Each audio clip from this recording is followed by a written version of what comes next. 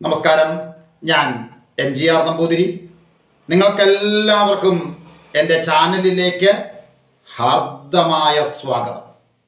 ഇതുവരെ ഞാൻ പറഞ്ഞ എല്ലാ കഥകളും കഥാപ്രേമികളായ നിങ്ങൾക്ക് ഒരുപാട് ഇഷ്ടമായി എന്ന വിശ്വാസത്തോടെ ഞാൻ വീണ്ടും വിക്രമാദിത്യ കഥയിൽ നിന്നും ഒന്ന് വ്യതിചലിച്ച് അടുത്ത ഒരു പുതിയ കഥയിലേക്ക് പോകുകയാണ്.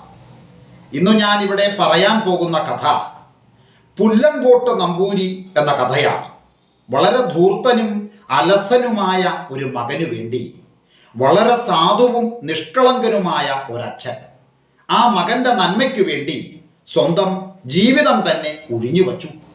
എന്നിട്ട് ആ മകൻ നന്നായോ, അതോ ആ പിതാവ് പരാജയപ്പെട്ടോ? ഒന്ന് കേട്ടിട്ട് നിങ്ങൾ തന്നെ വിധിയെഴുതു. പണ്ട് ബ്രിട്ടീഷ് മലബാറിൽ തളിപ്പറമ്പിന് സമീപം എന്നാണ് കേട്ടിട്ടുള്ളത്. പുല്ലങ്കോട്ട് എന്ന പ്രസിദ്ധമായിട്ട് ഒരു ഇല്ലുണ്ടായിരുന്നു. ആ ഇല്ലത്ത് ഒരു കാലത്ത് ഒരു നമ്പൂരിയും അദ്ദേഹത്തിന്റെ ധർമ്മപത്നിയും മാത്രമായി തീർന്നു. നമ്പൂരിക്ക് ഷഷ്ടിപൂർത്തിയായിട്ടും പുരുഷ സന്താനം ഉണ്ടാകാതെ ഇരുന്നതിനാൽ അദ്ദേഹം സന്താനാർത്ഥകരമായി സേതുസ്നാനം, ഗംഗാസ്നാനം മുതലായി അനേകം സൽക്കർമ്മങ്ങളൊക്കെ നടത്തി. അവയുടെയെല്ലാം ഫലമായിട്ട് നമ്പൂരിയുടെ 65ാമത്തെ വയസ്സിൽ അന്തർജനം ഗർഭം ധരിച്ചു. അപ്പോ ആ ദമ്പതിമാർക്കുണ്ടായ സന്തോഷം സീമാതീതമായിരുന്നു എന്നുള്ളത് നിങ്ങളോട് പറയണമെന്നില്ലല്ലോ. പിന്നെ നമ്പൂരി അന്തർജനം പ്രസവിച്ചുണ്ടാകുന്നത് ഉത്കൃഷ്ട പുരുഷ സന്താനം തന്നെ ആയിരിക്കുന്നതിന് വെണ്ണ മുതലായവ സ്വയമേവ സൽമന്ത്രങ്ങൾ ജപിച്ചു അനേകം പേരെ കൊണ്ട് ജപിപ്പിച്ചു അങ്ങോട്ട് കൊടുത്തു. അങ്ങനെ അന്തർജനം യഥാകാലം പ്രസവിച്ചു. പുരുഷപ്രജ തന്നെ ജനിക്കുകയും ചെയ്തു. നമ്പൂരി അന്നും അനേകം ദാനധർമാദികളൊക്കെ ചെയ്യുകയും അതേപോലെ കുളിച്ചു വന്ന പുത്രന്റെ ജാതകർമ്മം നടത്തുകയൊക്കെ ചെയ്തു. പിന്നെ നമ്പൂരി പുത്രന്റെ നാമകരണം, അന്നപ്രാശനം, ചവളം, ഉപനയനം, സമാവർത്തനം എന്നീ ക്രിയകൾ യഥാകാലം വേണ്ട പോലെ നടത്തുകയും അതിനിടയ്ക്ക് വിദ്യാഭ്യാസത്തിനും വേദാധ്യായത്തിനും വേണ്ടുന്ന ഏർപ്പാടുകളൊക്കെ ചെയ്തു കൊടുക്കുകയും ചെയ്തു. എന്നാൽ മകൻ നമ്പൂരിയുടെ മനസ്സ് അച്ഛൻ നമ്പൂരി വിചാരിച്ച വഴിക്ക് എങ്ങുമല്ല പോയത്. അദ്ദേഹത്തിന് ഏകദേശം പുരുഷപ്രായമായപ്പോൾ മുതൽ ചില കൂട്ടുകാരോടുകൂടി ചീട്ട്, ചേക്ക്, പാശി മുതലായ കളികൾ തുടങ്ങി. കളികളിൽ മകൻ നമ്പൂരിക്ക് മിക്കപ്പോഴും തോൽവി തന്നെയാണ് ഉണ്ടായിക്കൊണ്ടിരുന്നത്. എങ്കിലും അവയിലുള്ള ഭ്രമം അദ്ദേഹത്തിന് പ്രതിദിനം വർദ്ധിച്ചുകൊണ്ട് തന്നെ ഇരുന്നു. അതിനാൽ വളരെ കടം വന്നുകൂടി. കടം കൊടുത്തവർ പണത്തിനായി ഇല്ലത്ത് ചെന്ന് മുട്ടിക്കൂടി. പുത്രവാത്സല്യത്തിന്റെ ആധിക്യം കൊണ്ട് അച്ഛൻ നമ്പൂരി വിരോധമൊന്നും പറയാതെ മകന്റെ ആ കടെല്ലാം തീർത്തു. പിന്നെയും മകൻ നമ്പൂരിക്ക് കളിയിലുള്ള ഭ്രമം നിലച്ചില്ല. അദ്ദേഹം പണം കടം വാങ്ങി കളി മുറയ്ക്ക് നടത്തിക്കൊണ്ടിരുന്നു. കടം കൊടുക്കുന്നവർ വന്ന് മകനെ ഞെരുക്കി തുടങ്ങുമ്പോൾ അച്ഛൻ നമ്പൂരി പണം കൊടുത്ത് കടം അങ്ങനെ വീട്ടിൽ കൊണ്ടുവരുന്നു. അങ്ങനെ കുറച്ചു കാലം കഴിഞ്ഞതിൻ്റെ ശേഷം ഒരു ദിവസം അച്ഛൻ നമ്പൂരി മകനെ അടുക്കൽ വിളിച്ച്, ഉണ്ണി, നിന്റെ നടപടി ഒട്ടും നന്നായിരിക്കണില്ല. നിന്നോട് അഹിതം പറയാതെ കഴിച്ചു കൂട്ടണമെന്ന് വിചാരിച്ച് ഞാൻ ഇതുവരെ അങ്ങോട്ട് ക്ഷമിച്ചു. ഇപ്പൊ നിവൃത്തിയില്ലാതായിട്ടാണ് പറയണത്. ഇപ്പോ നീ ഇഹലോകത്തിലും പരലോകത്തിലും യാതൊരു ഗുണത്തിനും വകയില്ലാത്ത കളികൾക്കായി അസംഖ്യം പണം നശിപ്പിച്ചു. ഇങ്ങനെയായാൽ ഇതിൻ്റെ അവസാനം എവിടെയാണ്? ഞാനിത് നിനക്ക് വേണ്ടി പറയുന്നതാണ്. എൻ്റെ കാര്യത്തെക്കുറിച്ച് ഇനി അധികമൊന്നും വിചാരിക്കാനില്ല. എനിക്കിപ്പോ വയസ്സ് 85 കഴിഞ്ഞിരിക്കുന്നു. ഇനി ജീവിച്ചിരുന്നാൽ എത്ര നാളായിരിക്കും? നിനക്ക് ചെറുപ്പാണല്ലോ. കുടുംബഹാനി സംഭവിക്കാതിരിക്കാനായിട്ടെങ്കിലും നിനക്കിനി ഒന്ന് വേട് കഴിക്കാതിരിക്കാൻ നിവർത്തിയില്ല. ഈശ്വര കാരുണ്യത്താൽ അതിൽ ചില സന്താനങ്ങളും ഉണ്ടാകുമെന്ന് തന്നെ വിചാരിക്കാം. അപ്പോ അവരെയൊക്കെ സംരക്ഷിക്കാനുള്ള ചുമതല നിനക്കായിത്തീരും. കുടുംബത്തിലുള്ള സ്വത്തെല്ലാം ഇപ്രകാരം നീ നശിപ്പിച്ച അക്കാലത്ത് നീ കഷ്ടപ്പെടും എന്ന് വിചാരിച്ചാണ് ഞാനിതൊക്കെ പറയണത്. എൻ്റെ ഓമനക്കുട്ടൻ, ഇനിയെങ്കിലും ഈ നാശകരമായ കളിയിൽ ചേർന്ന് കുടുംബസ്വത്ത് നശിപ്പിക്കാതെ ഇരുന്നാൽ കൊള്ളാമെന്ന് എനിക്ക് വളരെ ആഗ്രഹമുണ്ട് എന്ന് പറഞ്ഞു. അതിനുത്തരമായി മകൻ നമ്പൂരി പറഞ്ഞു, അച്ഛൻ ഇതിനെക്കുറിച്ച് ഇനി വിചാരിച്ച് വ്യസനിക്കാനും പറയാനും ഞാൻ ഇടയാക്കില്ല. വന്നതൊക്കെ വന്നു. ഇനി ഞാൻ നിമിത്തം ഈ കുടുംബത്തേക്ക് കാൽ കാശിന് പോലും കടം വരില്ല, നിശ്ചയം തന്നെ എന്ന് പറഞ്ഞിട്ട് അവിടെ നിന്ന് അങ്ങോട്ട് ഇറങ്ങിപ്പോയി. മകന്റെ മറുപടി കേട്ട അച്ഛൻ നമ്പൂരി വളരെ സന്തോഷിക്കുകയും എൻ്റെ ഉണ്ണി നന്നായി വരട്ടെ എന്ന് മനസ്സുകൊണ്ട് അങ്ങോട്ട് അനുഗ്രഹിക്കുകയും ചെയ്തു. അച്ഛൻ നമ്പൂരിയുടെ ആ സന്തോഷം അധികം നീണ്ടു നിന്നില്ല. നമ്പൂരി ഇല്ലത്ത് നിന്ന് ഇറങ്ങിപ്പോയിട്ട് പിന്നെ മടങ്ങി വന്നില്ല. അപ്പോ അച്ഛൻ നമ്പൂരിക്ക് ദുസ്സഹമായ ദുഃഖം ഉണ്ടായി തീർന്നു. ഒരു ദിവസം കഴിഞ്ഞു, ഒരാഴ്ച വട്ടം കഴിഞ്ഞു, ഒരു മാസം കഴിഞ്ഞു. എന്നിട്ടും മകൻ നമ്പൂരി തിരിച്ചു വന്നില്ല. അപ്പോ അച്ഛൻ നമ്പൂരിക്ക് സർവസ്വവും നശിച്ചാലും വേണ്ടില്ല, തൻ്റെ മകനെ ഒന്ന് കണ്ടാൽ മതി എന്ന് തോന്നി തുടങ്ങി. ഒടുക്കം വ്യസനം ദുസ്സഹായി തീരാൻ അച്ഛൻ നമ്പൂരി കുടയും വടിയും എടുത്തുകൊണ്ട് മകനെ അന്വേഷിച്ചങ്ങോട്ട് പുറപ്പെട്ടു. അച്ഛൻ നമ്പൂരിക്ക് പ്രായാധിക്യം നിമിത്തമുള്ള ക്ഷീണം കൊണ്ട് നടക്കാൻ വളരെ പ്രയാസമുണ്ടായിരുന്നു. എങ്കിലും പുത്രവാത്സല്യത്തിന്റെ ശക്തി കൊണ്ട് അദ്ദേഹത്തിന് ഒരു ദിക്കിൽ അടങ്ങിയിരിക്കാൻ അങ്ങോട്ട് ധൈര്യം ഉണ്ടായില്ല. അതിനാൽ അദ്ദേഹം മകനെ അന്വേഷിച്ച് പല ദേശങ്ങളിലും അങ്ങനെ അലഞ്ഞു നടന്നു. മകൻ നമ്പൂരി ഇല്ലത്ത് നിന്ന് ഇറങ്ങിയിട്ട് നേരെ തെക്കോട്ടാണ് നടന്നത്. ഏതാനും ദിവസം കൊണ്ട് അദ്ദേഹം തിരുവനന്തപുരത്ത് ചെന്ന് ചേർന്നു. തിരുവനന്തപുരം വേദമോ ശാസ്ത്രമോ സംഗീതമോ സാഹിത്യമോ ചൂതുകളിയോ മദ്യപാനമോ മോഷണമോ എന്ത് വേണമെങ്കിലും പഠിക്കാനും പഠിപ്പിക്കാനും ശീലിക്കാനും പ്രവർത്തിക്കാനും സൗകര്യമുള്ള ഒരു സ്ഥലമാണല്ലോ. മലയാള ബ്രാഹ്മണർക്ക് ഇത്രയും സുഖപ്രദമായിട്ടുള്ള മറ്റൊരു സ്ഥലം കേരളത്തിലുണ്ടോ എന്ന് തന്നെ സംശയമാണ്. മണ്ഡപത്തിൽ ജപം ചാർത്തിച്ചാൽ അതിന് പ്രതിദിനം ഒരു പണം വീതം ദക്ഷിണ നിശ്ചയമായിട്ട് കിട്ടും. പിന്നെ ഭാഗ്യമുണ്ടെങ്കിൽ ഇടയ്ക്ക് തിരുവോണം, തിരുനാള്, ദ്വാദശി, അമാവാസി മുതലായ വിശേഷ ദിവസങ്ങളിൽ വല്ല ഗോമൂല്യമോ 10, 500, 1000 അതിലധികവും പണമുള്ള വലിയ ദാനങ്ങളോ കിട്ടിയേക്കാം. അന്ന് നാട് നീങ്ങിയ സ്വാതി തിരുനാൾ രാമവർമ്മ 22-ാം ആണ്ട് മഹാരാജാവ് തിരുമനസിലെ കാലമായിരുന്നതിനാൽ വലിയ കൊട്ടാരത്തിൽ വലിയ വലിയ ഇങ്ങനെയുള്ള ദാനങ്ങളൊക്കെ കൂടെ ഉണ്ടാകുമായിരുന്നു.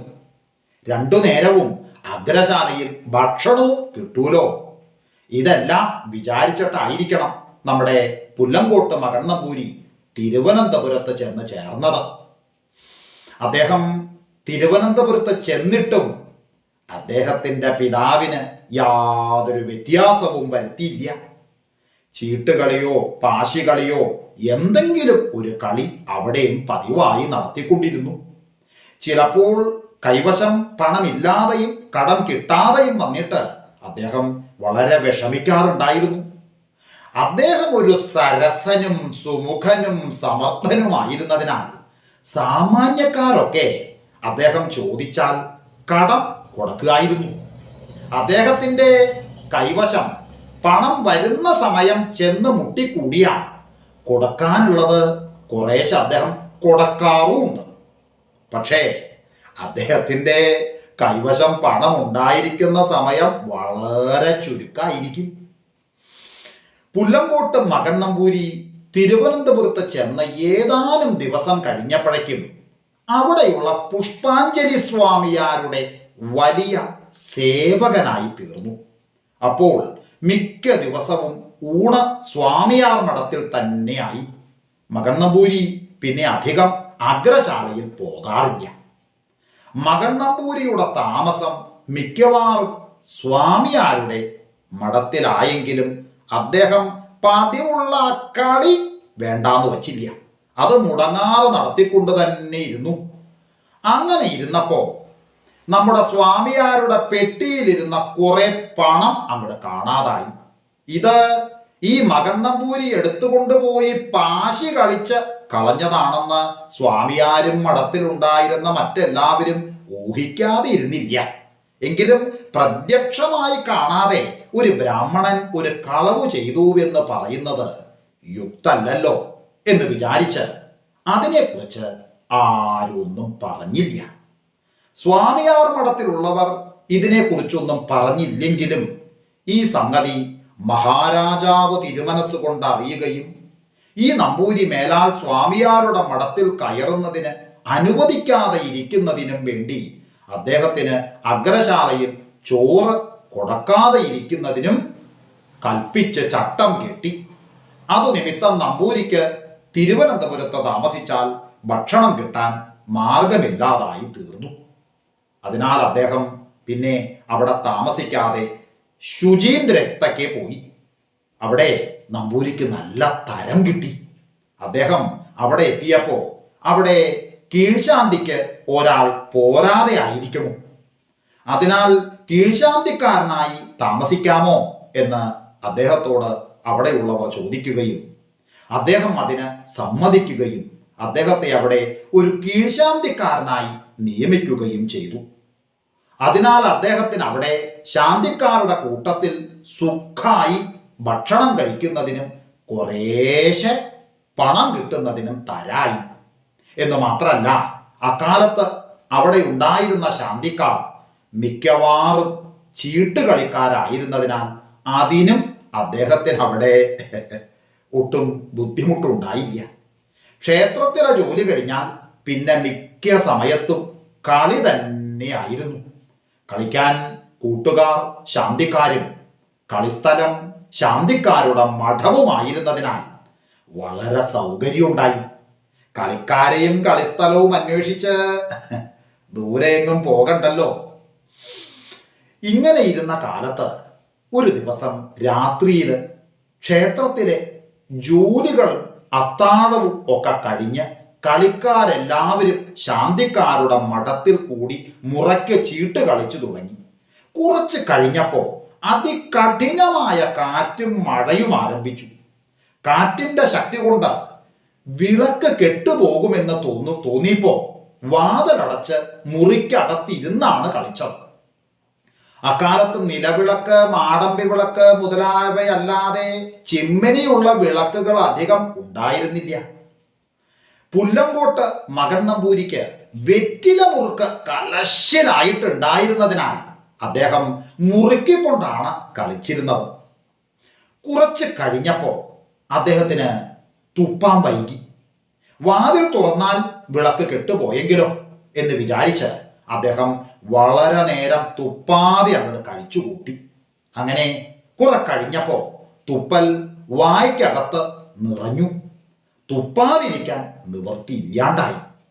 അപ്പോഴേക്കും കാറ്റും മഴയും സ്വൽപ്പം ശമിക്കുകയും ചെയ്തു. ഉടനെ നമ്പൂരി പെട്ടെന്ന് വാതില് തുറന്ന് അകത്ത് നിന്നുകൊണ്ട് മുറ്റത്തേക്ക് നീട്ടി ഒരു തുപ്പ് വെച്ചു കൊടുത്തു. അത് കഴിഞ്ഞപ്പോ ആ മുറ്റത്ത് നിന്ന് ആരാണത്, ഉണ്ണിയല്ലേ എന്നൊരു ചോദ്യം കേട്ടു. മുറ്റത്ത് വലിയ ഇരുട്ടായിരുന്നതിനാൽ ഒന്നും കാണാൻ വയ്യാതായിരുന്നു.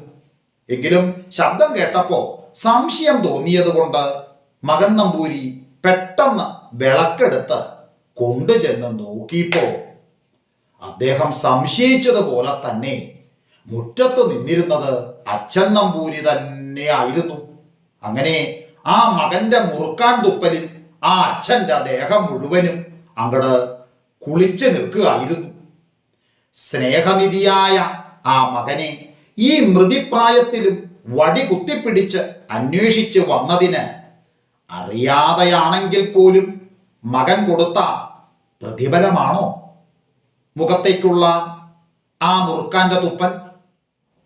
അങ്ങനെ തുപ്പൽ വായ്ക്കകത്ത് നിറച്ചുണ്ടായിരുന്നതിനാൽ അച്ഛൻ നമ്പൂരിയുടെ ദേഹം മുഴുവനും തുപ്പലിൽ കുളിച്ചതുപോലെ ആയിത്തീർന്നു. അത് കണ്ട് മകന് സാമാന്യത്തിലധികം വിഷണ്ണനായി തീർന്നു. അദ്ദേഹം ക്ഷണത്തിൽ പോയി വെള്ളം കോരിക്കൊണ്ടുവന്ന് അച്ഛനെ കുളിപ്പിച്ച് തോർത്തിച്ച് ഈറൻ മാറ്റിച്ചതിൻ്റെ ശേഷം എൻ്റെ സമസ്ത അപരാധങ്ങളും അച്ഛൻ സദയം ക്ഷമിച്ച് എന്നെ അനുഗ്രഹിക്കണം എന്ന് സദ്ഗതം പറഞ്ഞ് പാദത്തിൽ വീണ് അങ്ങോട്ട് നമസ്കരിച്ചു. വയോവൃദ്ധനായ അച്ഛൻ നമ്പൂരി കരഞ്ഞുകൊണ്ട് മകനെ പിടിച്ചെഴുന്നേൽപ്പിച്ച് മാറിലണച്ച് ഗാഠശ്ലേഷം ചെയ്തിട്ട്, എൻ്റെ ഉണ്ണി എന്ത് ചെയ്താലും എൻ്റെ പൊന്നോമനക്കുട്ടന് എനിക്ക് ഒരു വിരോധവും തോന്നില്ല. എൻ്റെ തങ്കക്കുട്ടന് ഇനിയെങ്കിലും ഈശ്വരൻ നല്ലത് തോന്നിക്കട്ടെ എന്ന് പറഞ്ഞ് തലയിൽ തൊട്ടങ്ങട് അനുഗ്രഹിച്ചു. വാർദ്ധക്യം കൊണ്ടും അതേപോലെ വഴിനടപ്പുകൊണ്ടും വളരെ ക്ഷീണിച്ചിരുന്ന അച്ഛൻ നമ്പൂരിക്ക് മകൻ നമ്പൂരി ശയനോപകരണങ്ങളൊക്കെ കൊടുത്തു. വേഗത്തിൽ കിടത്തുകയും ചെയ്തു. അച്ഛൻ നമ്പൂരി കിടന്നിട്ട് ക്ഷണത്തിൽ അങ്ങട് ഉറങ്ങുകയും ചെയ്തു. പിന്നെ മകൻ നമ്പൂരിയും പോയി കിടന്നു. എങ്കിലും അദ്ദേഹത്തിന് മനോവിചാരങ്ങൾ കൊണ്ട് ഉറക്കം വന്നില്ല. അച്ഛൻ അനേകം സൽക്കർമ്മങ്ങൾ ചെയ്തതിൻ്റെ ഫലമായിട്ടാണ് താൻ ഉണ്ടായതെന്നും അച്ഛന് തന്നെക്കുറിച്ച് അളവറ്റ വാത്സല്യമുണ്ടെന്നും അദ്ദേഹത്തിന് അറിയാമായിരുന്നു. നടക്കാൻ വയ്യാതെ ആയിരിക്കുന്ന ഈ വാർദ്ധക്യകാലത്ത് തന്നെ അന്വേഷിച്ച് അനേക ദിവസത്തെ വഴി നടന്നു വന്ന അച്ഛൻ്റെ സ്നേഹാധിക്യത്തെക്കുറിച്ചും അദ്ദേഹം അങ്ങോട്ട് വിചാരിച്ചു. ഇപ്രകാരം ശുദ്ധാത്മാവായിരിക്കുന്ന അച്ഛൻ്റെ മുഖത്ത് മനഃപൂർവമായിട്ടല്ലെങ്കിലും തുപ്പാനിടയായതിനെ കുറിച്ചുള്ള വിഷാദവും അദ്ദേഹത്തിന് സാമാന്യമായിട്ടുണ്ടായി. ഉത്തമ ബ്രാഹ്മണ കുലത്തിൽ ജനിച്ച താൻ ബ്രാഹ്മണ വൃത്തിയെ വിട്ട് കേവലം നീചനെ പോലെ ചൂതുകളിയിൽ ഭ്രമിച്ച് നടന്നുപോയതിനെ കുറിച്ചുള്ള ആ പശ്ചാത്താപവും അദ്ദേഹത്തിന് സാമാന്യത്തിലധികം ഉണ്ടായി. ഇവയെല്ലാം കൊണ്ടുമാണ് അദ്ദേഹത്തിന് അന്ന് ഉറക്കം വരാഞ്ഞത്. കഴിഞ്ഞുപോയ ജീവിതകാലം മുഴുവനും നിഷ്ഫലായി പോയതിനാൽ ആയുസ്സിൻ്റെ ശേഷകാലത്തെ ഈശ്വര സേവ കൊണ്ട് തന്നെ നയിക്കണമെന്ന് അദ്ദേഹം അപ്പോൾ അങ്ങോട്ട് തീർച്ചയാക്കുകയും ചെയ്തു. അപ്പോഴേക്കും നേരം 7:30 നാഴിക വെളുപ്പായതിനാൽ അദ്ദേഹം എണീറ്റ് കുളിക്കാൻ പോയി. കുളിയും നിത്യകർമാനുഷ്ഠാനങ്ങളും കഴിച്ച് അദ്ദേഹം ക്ഷേത്രത്തിൽ പോയി ദിവ്യമന്ത്രങ്ങൾ ജപിച്ച് ഈശ്വരനെ സേവിച്ചു കൊണ്ടിരുന്നു. നേരം വെളുത്തതിൻ്റെ ശേഷം അച്ഛൻ നമ്പൂരിയും കുളിച്ച് നിത്യകർമാദികൾ കഴിച്ച് ക്ഷേത്രത്തിൽ ചെന്നപ്പോൾ മകൻ ഈശ്വരനെ സേവിച്ചു കൊണ്ടിരിക്കുന്നത് കണ്ട് വളരെയധികം സന്തോഷിച്ചു. ക്ഷേത്രത്തിൽ ഉച്ചപൂജ കഴിഞ്ഞതിൻ്റെ ശേഷം ശാന്തിക്കാരുടെ കൂട്ടത്തിൽ അച്ഛനും മകനും ഊണ് കഴിച്ചു. പിന്നെ അച്ഛൻ നമ്പൂരി മകനെ വിളിച്ച്, ഉണ്ണി, നമുക്കിനി വടക്കോട്ട് അങ്ങോട്ട് പോവുകയല്ലേ? നിന്റെ അമ്മ നിന്നെ കാണാഞ്ഞിട്ട് വളരെ വ്യസനിക്കുന്നുണ്ട് എന്ന് പറഞ്ഞു. അപ്പോൾ മകൻ പറഞ്ഞു, ഞാനിവിടെ ഇന്ന് മുതൽ ഒരു സംവത്സരം ഭജനം നടത്തണമെന്ന് നിശ്ചയിച്ചിരിക്കുകയാണ്. അത് കഴിയാതെ എങ്ങോട്ടും പോകാൻ നിവർത്തിയില്ല അച്ഛാ എന്ന് പറഞ്ഞു. അപ്പോൾ അച്ഛൻ നമ്പൂരി പറഞ്ഞു, ഈശ്വരനെ സേവിക്കുന്നത് നല്ലത് തന്നെ. നിന്റെ അമ്മയുടെ കഥ വിചാരിച്ചിട്ടാണ് ഞാൻ അങ്ങനെ പറഞ്ഞത്. നീ ഇങ്ങനെ തീർച്ചപ്പെടുത്തിയിരിക്കുകയാണെങ്കിൽ 1 കൊല്ലം ഞാനും ഇവിടെ താമസിക്കാം. നമുക്ക് ഒരുമിച്ച് തന്നെ വേണം വടക്കോട്ട് പോവാൻ എന്ന് പറഞ്ഞു. അത് കേട്ടപ്പോൾ മകൻ നമ്പൂരി പറഞ്ഞു, അച്ഛൻ ഇക്കാര്യത്തിൽ നിർബന്ധം പിടിക്കരുത്. എൻ്റെ നിശ്ചയത്തെ ഭേദപ്പെടുത്താൻ നിവൃത്തിയില്ല. 1 കൊല്ലം മുഴുവനും അച്ഛൻ ഇവിടെ താമസിച്ച് ബുദ്ധിമുട്ടുന്നത് എന്തിനാണ്? അച്ഛനെയും കാണാതെ ഇരുന്നാൽ അമ്മയ്ക്ക് വ്യസനം അധികമാവും. അതിനേക്കാൾ നല്ലത് അച്ഛൻ ചെന്ന് എന്നെ കണ്ടുവെന്നും സംവത്സര ഭജനം കഴിഞ്ഞാൽ അങ്ങോട്ട് ചെല്ലുമെന്നും മറ്റും പറഞ്ഞ് അമ്മയെ സമാധാനപ്പെടുത്തുകയല്ലേ വേണ്ടേ? അച്ഛൻ ഉടൻ വടക്കോട്ട് പോവുകയാണ് നല്ലത്. ഇനിയും ഞാൻ യഥാപൂർവം നീചപ്രവൃത്തി കൈക്കൊണ്ടേക്കുമെന്ന് അച്ഛൻ സംശയിക്കണ്ട. എൻ്റെ മനസ്സ് ഈശ്വര സേവയിൽ ഉറച്ചുപോയി. അതൊരിക്കലും ഇളകുന്നതല്ല. ഇങ്ങനെയൊക്കെ പറഞ്ഞ് സമ്മതിപ്പിച്ച് അച്ഛനെ അദ്ദേഹം ഇല്ലത്തേക്ക് അങ്ങട് മടക്കി അയച്ചിട്ട് മകൻ നമ്പൂരി ഭഗവാനെ സേവിച്ചുകൊണ്ട് ശുചീന്ദ്രത്ത് തന്നെ അങ്ങോട്ട് താമസിച്ചു. ഒരു നേരം മാത്രം ഉണ്ടുകൊണ്ടാണ് അദ്ദേഹം ഭജനം ആരംഭിച്ചത്. 6 മാസം കഴിഞ്ഞപ്പോൾ അതും അങ്ങോട്ട് വേണ്ടാന്ന് വെച്ചു. നാഴിപ്പാലും 2 3 പഴവും മാത്രം ഒരു നേരം കഴിച്ചുകൊണ്ടാണ് പിന്നെ ഭജിച്ചത്. ഇങ്ങനെ ശുചീന്ദ്രത്ത് 1 സംവത്സരത്തെ ഭജനം നിർവഹിച്ചതിൻ്റെ ശേഷം മകൻ നമ്പൂരി തിരുവനന്തപുരത്തേക്ക് പോയി. അവിടെ ചെന്ന് പത്മനാഭസ്വാമി ക്ഷേത്രത്തിൽ വീണ്ടും ഭജനം തുടങ്ങി. അത് മൗനവ്രതത്തോടു കൂടിയായിരുന്നു. അന്നും ഭക്ഷണം പ്രതിദിനം മധ്യാഹ്നമാകുമ്പോൾ മാധ്യാന്തിന കർമ്മം കഴിച്ചതിൻ്റെ ശേഷം നാഴിപ്പാലും 2 3 കദളിപ്പഴവും മാത്രമായിരുന്നു. അത് തന്നെ വല്ലോരും കൊണ്ടുചെന്ന് കൊടുത്താൽ കഴിക്കുന്നല്ലാണ്ട് വേണമെന്ന് അങ്ങോട്ട് നിർബന്ധമില്ലായിരുന്നു. സ്വാമിയാരുടെ പെട്ടിയിലിരുന്ന പണം തട്ടിയെടുത്ത് കൊണ്ടുപോയി പാശി കളിച്ച് കളഞ്ഞു എന്ന് കേട്ടപ്പോൾ പെട്ടെന്നുണ്ടായ കോപം നിമിത്തം ആ നമ്പൂരിക്ക് അഗ്രശാലയിൽ ചോറ് കൊടുക്കരുതെന്ന് കൽപ്പിച്ച് ചട്ടം കെട്ടിയെങ്കിലും പിന്നീട് തിരുമനസിലേക്ക് അതിനെക്കുറിച്ച് പശ്ചാത്താപം ഉണ്ടായി. ഒരു ബ്രാഹ്മണ കുലത്തിൽ ജനിച്ചയാൾ എങ്ങനെ ഇരുന്നാലും അദ്ദേഹത്തിന് ചോറ് കൊടുക്കരുതെന്ന് താൻ വിരോധിച്ചത് വലിയ സാഹസവും കഷ്ടവുമായി പോയി എന്നാണ് പിന്നീട് തിരുമനസിന് തോന്നിയത്. അദ്ദേഹത്തെ വരുത്തി മനസ്താപം തീർത്ത് സന്തോഷിപ്പിക്കണമെന്നും തിരുമനസ് വിചാരിച്ചു. കാര്യാന്തരങ്ങൾ കൊണ്ട് അത് സാധിച്ചില്ലെന്ന് മാത്രമേ ഉള്ളൂ. അങ്ങനെ ഇരുന്നപ്പോഴാണ് ആ നമ്പൂരി സന്യാസവൃത്തി സ്വീകരിച്ചുകൊണ്ട് തിരുവനന്തപുരത്ത് വന്ന് പത്മനാഭസ്വാമി ക്ഷേത്രത്തിൽ ഭജനം തുടങ്ങിയിരിക്കണു എന്ന് തിരുമനസിലേക്ക് അറിവ് കിട്ടിയത്. അടുത്ത ദിവസം കോവിലിൽ എഴുന്നള്ളുന്ന സമയത്ത് അദ്ദേഹം ഒറ്റക്കല്ലു മണ്ഡപത്തിൽ കണ്ണുമടച്ചിരുന്ന് ജപിക്കുന്നത് കൽപ്പിച്ച് കാണുകയും ചെയ്തു. താപസവേഷത്തെ ധരിച്ചും ബ്രഹ്മ തേജസ്സിൽ മുഴുകിയുമിരുന്ന അദ്ദേഹത്തെ കണ്ടിട്ട് തിരുമനസിലേക്ക് അസാമാന്യമായ ഭക്തിയും ബഹുമാനവും അങ്ങോട്ട് തോന്നി. തിരുമനസ്സുകൊണ്ട് അദ്ദേഹത്തെ സൂക്ഷിച്ചു നോക്കിക്കൊണ്ട് കുറച്ചു നേരം അവിടെ എഴുന്നള്ളി നിന്നു. അതിനിടയ്ക്ക് നമ്പൂരി പതുക്കെ കണ്ണു തുറക്കുകയും തിരുമേനിയെ കാണുകയും സ്വല്പമായിട്ട് മന്ദസ്മിതം ചൊരിയുകയും ചെയ്തു.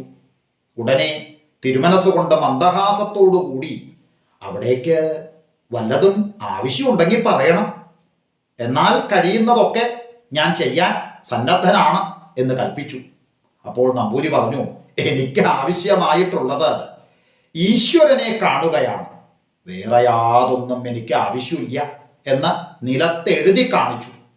അത് കണ്ടിട്ട് തിരുമനസ്സുകൊണ്ട് അതിന് ഞാനൊന്നും ചെയ്യേണ്ടതായിട്ടില്ലല്ലോ എന്ന് കൽപ്പിച്ചിട്ട് കൊട്ടാരത്തിലേക്ക് എഴുന്നള്ളി.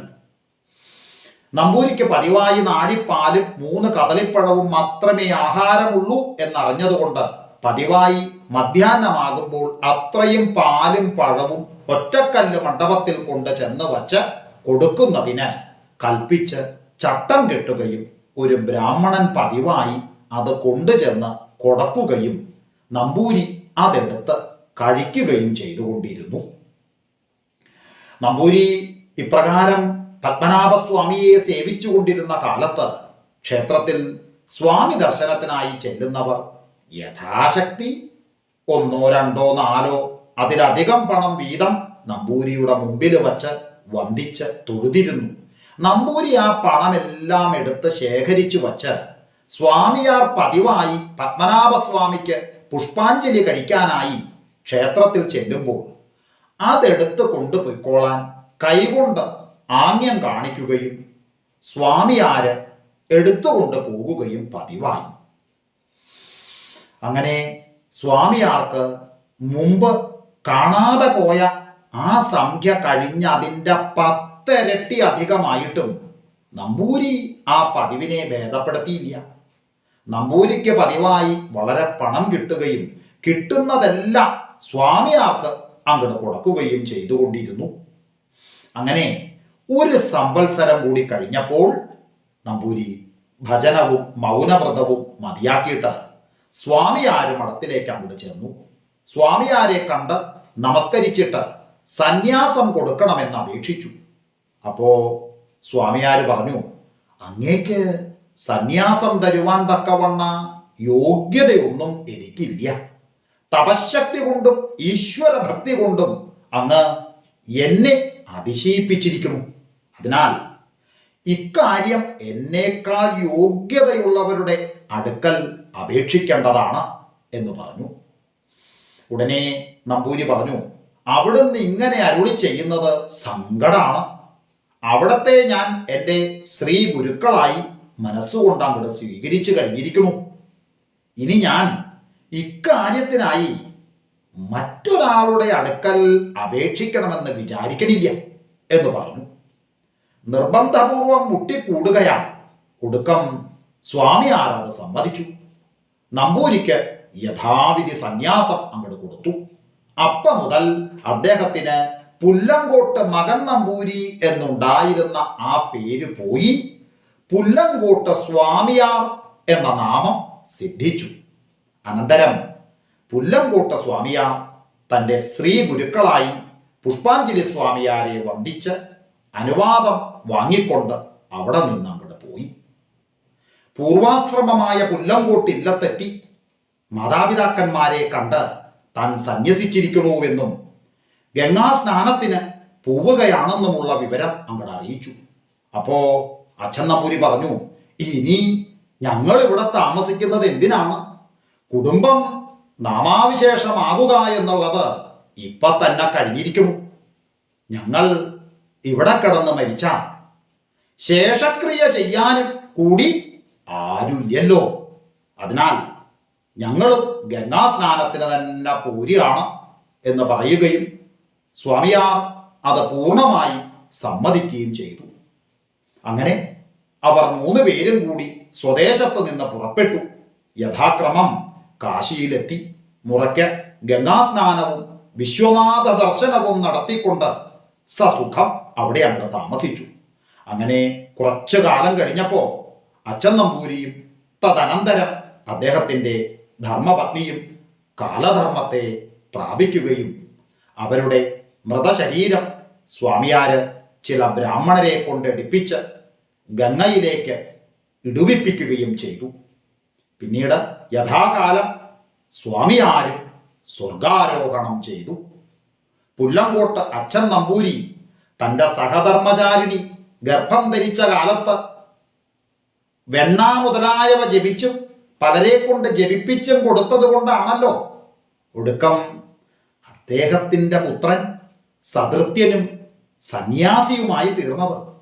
അതിനാൽ ദിവ്യമന്ത്രങ്ങളുടെ ശക്തി എപ്പോഴെങ്കിലും ഫലിക്കുമെന്ന് തന്നെ നമുക്ക് അങ്ങോട്ട് വിശ്വസിക്കാം.